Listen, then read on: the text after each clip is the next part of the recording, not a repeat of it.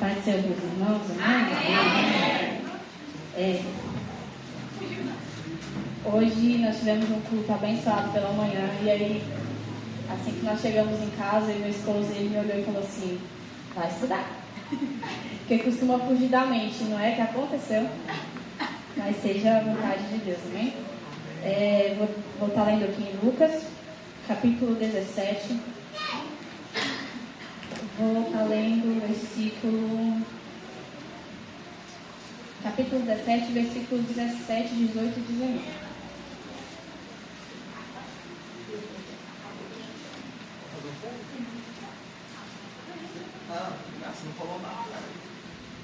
Amém?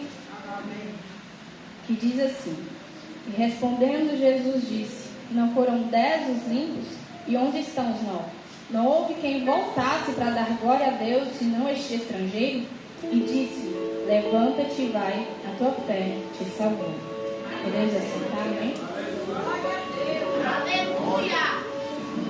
E Lucas, esse capítulo aqui, 17 de Lucas, a partir do versículo 11 ao 19, vai nos contar sobre os 10 discípulos, os 10 leprosos, os 10 leprosos que viviam em uma aldeia. E nos conta que Jesus passava por ali, a caminho de Jerusalém. E aí os 10 leprosos resolvem chamar a atenção de Jesus. E aí os leprosos, eles gritaram para Jesus poder ter a atenção deles, né? E aí... glória a Deus, aleluia! E assim eles gritaram e Jesus, por um curto espaço de tempo, olhou para eles em distância, porque naquele tempo os leprosos, eles ficavam isolados. Eles ficavam numa aldeia que não podiam ter acesso a outras pessoas que eram sãs. E aí eles avistam Jesus de longe, e aí grita, pedindo para que Jesus tivesse misericórdia, né, deles. E assim Jesus teve. Jesus libera uma palavra aos 10. Jesus diz assim: levanta, ide e mostrai aos sacerdotes.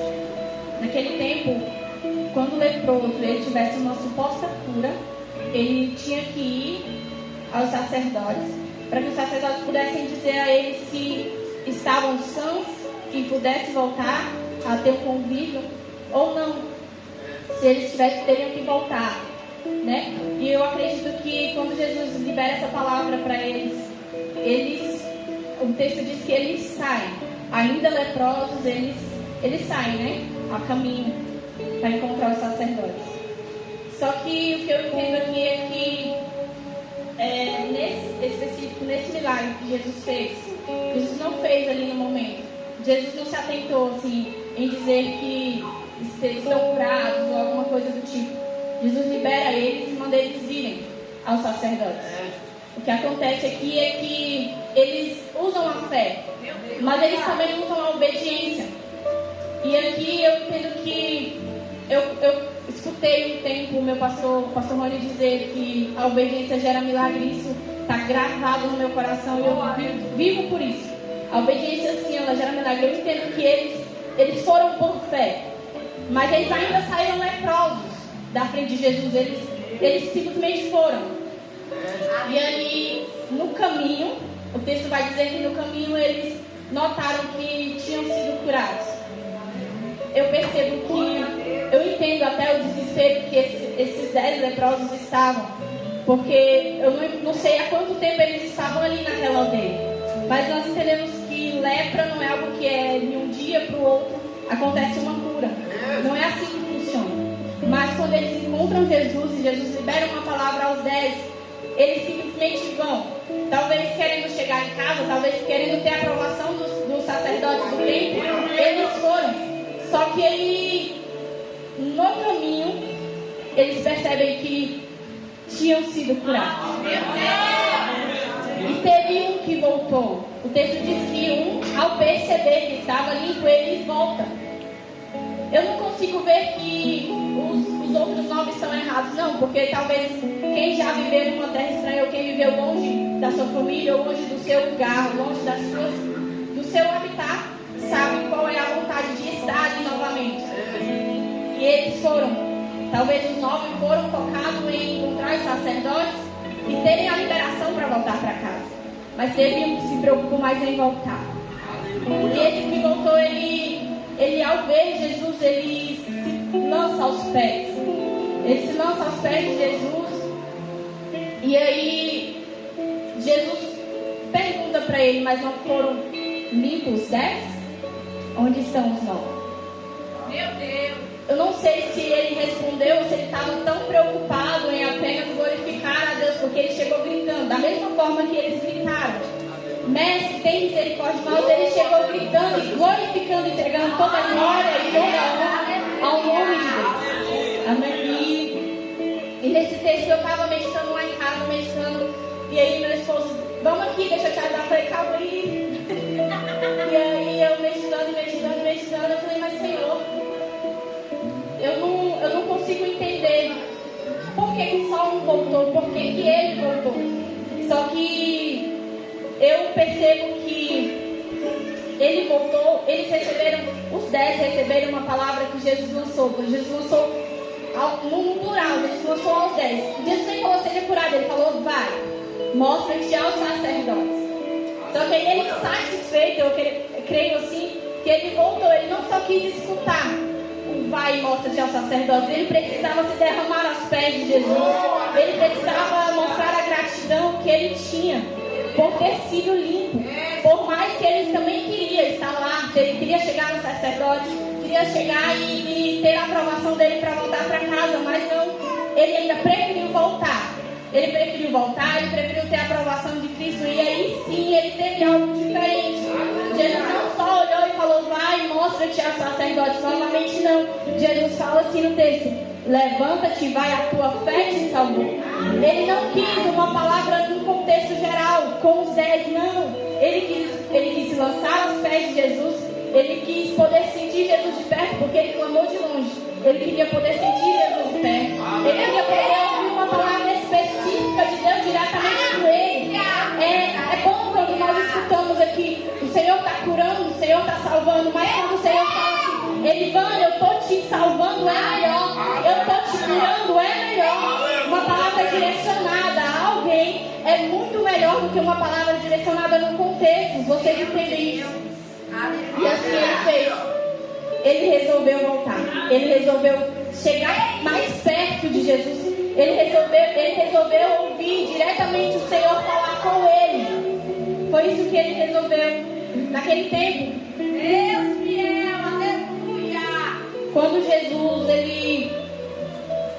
ele fazia alguns milagres, ele era no momento ali: seja curado e era curado, seja limpo e era limpo, seja liberto, era liberto. Era muito automático, era liberar uma palavra. Jesus só precisa liberar uma palavra. Só que nesse texto, Jesus, além de liberar uma palavra, ele quis testar a fé, mas também a obediência. Ele deliberou uma palavra, só que não foi no momento. Aí você entende por que eu falo que a obediência ela gera milagre? Porque muitas das vezes nós, hoje, se Jesus olhar e falar vai, que lá na frente vai acontecer, se nós não vemos, nós não acreditamos. Se nós não vemos acontecer aos nossos olhos, na presença de Jesus, nós não acreditamos. Nós precisamos ver. E isso nós acabamos limitando Jesus, limitando o poder dele, limitando o vai que ele nos ordena aí. E isso acaba que nós queremos ajudar a Jesus a fazer alguma coisa que ele não precisa de ajuda. Nós queremos colocar a nossa mão. Eles podiam muito bem dizer assim: mestre, mas nós estamos leprosos. Nós vamos assim mesmo, nós podemos passar por esse caminho ainda leprosos. Mas eles foram. E no ir, eles foram curados da lepra.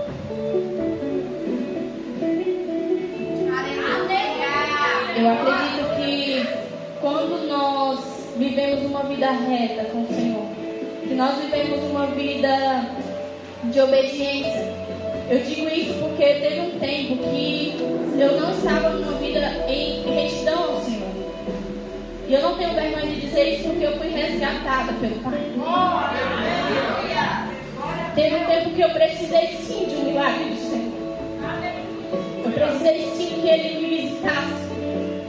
teve um tempo que nós tínhamos marcado de ir para uma conferência. E nesse tempo aconteceu um acidente comigo e eu precisei ir para uma terra distante, uma terra que eu estava só. E ali eu consegui ver o tratado do Senhor comigo, porque lá Ele me salvou, Ele me curou, Ele trouxe a providência em uma conversa que eu tive com o Senhor. Eu não estava firme na igreja, mas eu tive uma conversa com Ele e eu pedi que Ele tivesse misericórdia de mim, assim como esses leprosos pediram. Mestre, tem de misericórdia de mim. E aí o Senhor, Ele teve misericórdia de mim. O Senhor, Ele me alcançou mais uma vez. E aí eu consigo entender o amor do Senhor quando nós estamos em retidão com Ele. Quando nós estamos em retidão com a palavra, o Senhor, Ele se movimenta a nosso favor. A nossa ação gera uma reação do céu sobre as nossas vidas.